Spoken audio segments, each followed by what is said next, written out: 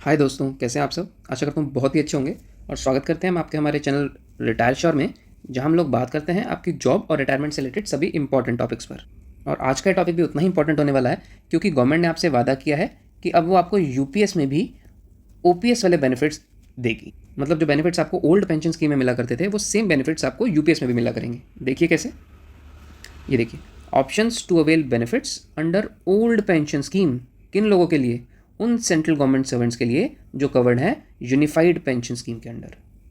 लेकिन ये बेनिफिट्स किसको मिलेंगे, कैसे मिलेंगे, क्या पूरा प्रोसेस है, आपको करना क्या होगा, उसके लिए इस वीडियो को एंड तक जरूर देखिएगा। देखिए, बेनिफिट्स उन लोगों को मिलेंगे, ओपीएस वाले बेनिफिट्स है ना, कब मिलेंगे? अगर एक गवर्नमेंट एम्प्लॉय की डेथ हो जाती है। कब? During service. वैसे तो देखिए दोस्तों, इस लेटर का जो क्रक्स है मैं आप लोगों के साथ अपनी जो फैमिली पेंशन वाली वीडियोस थी उसमें ऑलरेडी शेयर कर चुका हूँ, बट स्टिल मैं चाह रहा था एक बार इस लेटर को भी आपके साथ शेयर करूँ। तो देखिए, समझते हैं कि आपको जो ओपीएस वाले बेनिफिट्स हैं वो कैसे मिलेंगे। आप सबको पता है कि गवर्नमेंट अपने एम्प्लॉयज़ के लिए जो एनपीएस के अंडर है उनके लिए एक वन टाइम ऑप्शन लाई है। किसका? यूपीएस को चुनने का। सबसे इंपॉर्टेंट बात, ये ऑप्शन सिर्फ सिंगल टाइम है, वन टाइम है। एक बार अगर आपने चुन लिया तो आप वापस नहीं आ पाएंगे, ठीक है। और इसको चुनने की लास्ट डेट कब है वो नहीं भूलनी है हमें। 30 सितंबर 2025 इसकी क्या है? लास्ट डेट है। इससे पहले आपको डिसीजन लेना ही है। लेकिन इस लेटर को समझने से पहले आपको एक और चीज़ समझनी पड़ेगी कि ओपीएस में आपकी फैमिली को ऐसा मिलता क्या था कि जो अब यूपीएस में भी मिलने लग जाएगा, है ना। देखिए, मान लेते हैं कि जिस गवर्नमेंट एम्प्लॉय की डेथ हुई है ड्यूरिंग सर्विस, उसकी जो बेसिक पे थी, मान लीजिए वो 50,000 रुपीज़ थी, और उस टाइम पे डीआर जब उनकी डेथ हुई तो 50% ही चल रहा था, ठीक है। तो उनकी एम्प्लॉय की डेथ के 10 साल तक तो उनकी फैमिली को क्या मिलेगी? एक एनहांस्ड पेंशन मिलेगी। कितनी? 50% ऑफ द बेसिक पे प्लस डीआर, ठीक है। और उसके आगे मतलब 10 साल बाद उनकी फैमिली को जो पेंशन घट के कितनी हो जाएगी? 30% प्लस डीआर। तो अगर 50% मिलेगी उनको, एनहांस्ड पेंशन कितनी मिलेगी?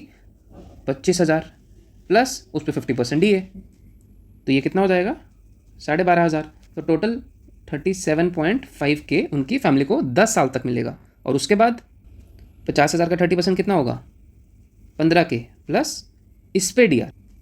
15,000 का 50% कितना होगा? 7.5। तो मतलब लगभग 22,500 रुपये उनकी फैमिली को आने वाले 10 साल के बाद मिलना स्टार्ट हो जाएगा, है ना। तो अब आप लोग समझ गए कि एक्चुअली हम किस बेनिफिट की बात कर रहे हैं। तो इसके बाद देखते हैं इस लेटर में एग्जैक्टली लिखा क्या है। देखिए, साफ साफ लिखा है कि सिर्फ डेथ पर ही नहीं, डेथ के अलावा भी कुछ केसेस में ओपीएस वाले बेनिफिट्स आपकी फैमिली को मिलेंगे। जैसे पहला तो डेथ ही हो गया गवर्नमेंट सर्वेंट का ड्यूरिंग सर्विस। दूसरा, अगर वो अपनी ड्यूटी से डिस्चार्ज होते हैं, किस ग्राउंड पर? On the ground of invalidation और डिसेबलमेंट। तो या तो कोई उनको डिसेबिलिटी आ गई या वो इनवैलिड डिक्लेयर कर दी गई। इनवैलिड मतलब कि आप किसी भी कारण से अपनी जो ड्यूटीज़ हैं उनको परफॉर्म नहीं कर पा रहे। अब चाहे तो वो फिजिकली आप नहीं कर पा रहे, आपको फिजिकली कोई प्रॉब्लम हो गई है, और या आपको मेंटली कोई अनस्टेबिलिटी हो गई है, क्लियर है। तो ये चीज़ सिर्फ डेथ पर नहीं, इन दो ग्राउंड्स पर भी आपकी जो फैमिली को है ओपीएस लाइक बेनिफिट्स मिलेंगे। और एक और चीज़ ध्यान रखनी है कि ये जो बेनिफिट्स की मैं बात कर रहा हूँ वो एनपीएस में भी मिलते थे, ओपीएस वाले बेनिफिट्स। अब इस लेटर के थ्रू उनको क्या किया है? यूपीएस में भी कॉपी कर दिया है ना। अब देखिए, लेकिन आपको मिलेंगे कैसे, आपको करना क्या होगा, है ना। लिखा है कि every central government servant covered who opts for UPS under NPS shell at the time of joining.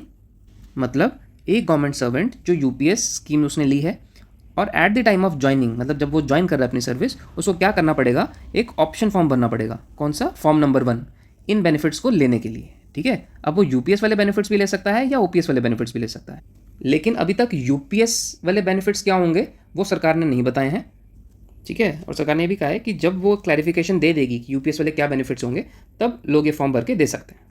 फिर देखिए क्या है, फिर देखिए जो 5th 6th 7th ये जो पॉइंट्स हैं इनमें बताया गया कि एक्जैक्टली आपको जो फॉर्म 1 है और एक फॉर्म 2 भी भरना है फैमिली डिक्लेरेशन का, तो एक्जैक्टली देना किसको है, कैसे कैसे देना है, कितनी बार आपको दे सकते हैं, है ना।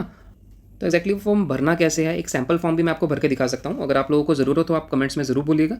लेकिन एक चीज़, ये पॉइंट नंबर 9th देख लीजिए जाने से पहले, कि अगर एक गवर्नमेंट सर्वेंट की डेथ हो जाती है वाइल इन सर्विस और उसने जो लास्ट ऑप्शन चुना होगा, है ना, जो फॉर्म 1 और फॉर्म 2 में भर के दिया होगा, वही मान्य होगा, वही एप्लीकेबल होगा, और उसकी फैमिली को कोई भी राइट नहीं होगा इस ऑप्शन को रिवाइज करने का, ठीक है। फिर अपनी वीडियो मैंने आपको बताया भी था कि गलती से अगर उन्होंने ऑप्शन नहीं चुना है एग्जैक्टली तो क्या होगा, उस पर भी हम बात करेंगे। लेकिन बहुत सारे रेगुलेशंस अभी इस लेटर में गवर्नमेंट ने क्लियर नहीं किए। देखिए लिखा भी है, the regulations to be framed in this regard, the regulations to be framed in this regard. तो जब वो गवर्नमेंट क्लैरिफाई कर देगी तब हम इस टॉपिक पर और अच्छे से बात करेंगे। आगे के हर पॉइंट में यही लिखा है, तो इन पर अभी बात करने का कोई फ़ायदा नहीं है। कॉपी जो फॉर्म 1 है और फॉर्म 2 की, वो इस PDF के साथ अटैच्ड है। ये देखिए, मैं आपको एक बार दिखा भी देता हूँ। ये देखिए, ये फॉर्म 1 है, ठीक है, इस तरीके का दिखता है। और फॉर्म 2 है आपकी जो फैमिली का डिक्लेरेशन है, वो एक्जैक्टली आपकी फैमिली में है कौन कौन, ये सब आपको भर के आपके अपने HOD को देना होता है। अगर आप लोग बोलेंगे, इसके लिए मैं बिल्कुल एक सेपरेट वीडियो लाकर रख दूंगा, एक एक चीज़ आपको भर कर दिखा दूंगा। लेकिन इस फॉर्म की इंपॉर्टेंस आप समझ गए होंगे। ये जो फॉर्म 1 और फॉर्म 2 है, ये भरना ज़रूर है हर गवर्नमेंट एम्प्लॉय को, चाहे आप NPS में हो चाहे आप UPS में। क्योंकि देखिए, सबको पता है कि जो OPS है ना, उससे बेस्ट कोई स्कीम नहीं है। ये सबसे आज तक की बेस्ट स्कीम है सभी गवर्नमेंट एम्प्लॉयज़ के लिए। और OPS के लिए जो फाइट है वो आपको जारी रखनी है, क्योंकि गवर्नमेंट ने तो अभी हमें कन्फ्यूज़ कर दिया है ना। हम सबको कन्फ्यूज़ कर दिया है किस में, NPS और UPS पर। लोग इसी में ही लग गए कि NPS अच्छी है, UPS अच्छी है, लेकिन OPS की बात करनी लोगों ने छोड़ दी है।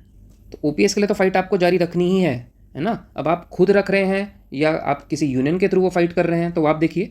लेकिन जब तक OPS नहीं मिलता तब तक ऑब्वियस ही बात है कि हमें इन दोनों स्कीम्स में से कुछ तो चूज़ करना ही पड़ेगा। क्योंकि देखिए कि जिस भी पॉइंट पर हम लोग मतलब मान लेती है सरकार, हमारी बात मान लेती है, हम लोग जी जाते हैं और OPS हमें मिल जाता है, तो ऐसा तो है नहीं कि वो सिर्फ जिन्होंने NPS ली है उन्हीं को ही मिलेगा या जिन्होंने UPS ली है उन्हीं को ही मिलेगा। इन दोनों एम्प्लॉयज़ को, सभी एम्प्लॉयज़ को ये ऑप्शन दिया जाएगा OPS चुनने का, है ना। तो लेकिन बाय चांस अगर आपको वो ऑप्शन सरकार ने नहीं दिया या आपको लगता है कि आप उतनी फाइट ही नहीं कर रहे हैं कि सरकार आपको वो ऑप्शन दे, तब तक के लिए इनमें से तो जो बेस्ट स्कीम है वही आपको चुननी पड़ेगी। और उसके लिए आपको करना क्या होगा, मैंने अपने NPS वर्सेस UPS के कंपैरिजन सीरीज़ में इनके डिफरेंसेस को बहुत ही अच्छे से, बहुत ही डिटेल में और बहुत ही आसान भाषा में समझाया है। लेकिन फिर भी अगर आपको लगता है कि आप लोग इसकी कॉम्प्लेक्सिटीज़ को नहीं समझ पा रहे हैं या आपके पास इतना टाइम ही नहीं है कि आप इन जमेलों में पड़े, तो रिटायर सर आपकी पूरी मदद करेगा। हम लोग एक बिल्कुल स्मॉल कंसल्टेशन फ़ीस लेकर आपको आपकी ज़रूरतों और आपकी नीड्स के अकॉर्डिंग बताते हैं कि आपके लिए कौन सी स्कीम ठीक है, NPS या UPS। उसके लिए डिस्क्रिप्शन में गूगल फॉर्म का लिंक दिया होगा, वहाँ पर अपनी सारी डिटेल्स भरिए और 24 घंटे के अंदर अंदर, कितना 24 घंटे के अंदर अंदर आपको एक अपनी डिटेल्ड कंपैरिजन रिपोर्ट, जिसमें सभी प्रोजेक्शंस और आपके इंडिविजुअल फैक्टर्स को ध्यान में रखते हुए आपके लिए एक ऑनेस्ट रिकमेंडेशन हमारी तरफ से दी जाएगी कि आपके लिए UPS ठीक है या NPS। तो यहाँ तक इस वीडियो को देखने के लिए बहुत बहुत धन्यवाद। और अगर आपको भी वीडियो अच्छी लगी है तो अपने दोस्तों के साथ, कलीग्स के साथ इस वीडियो को शेयर करिएगा, चैनल को सब्सक्राइब करिएगा और कोई भी इशू आता है तो कमेंट्स में ज़रूर पूछेगा। Thank you very much.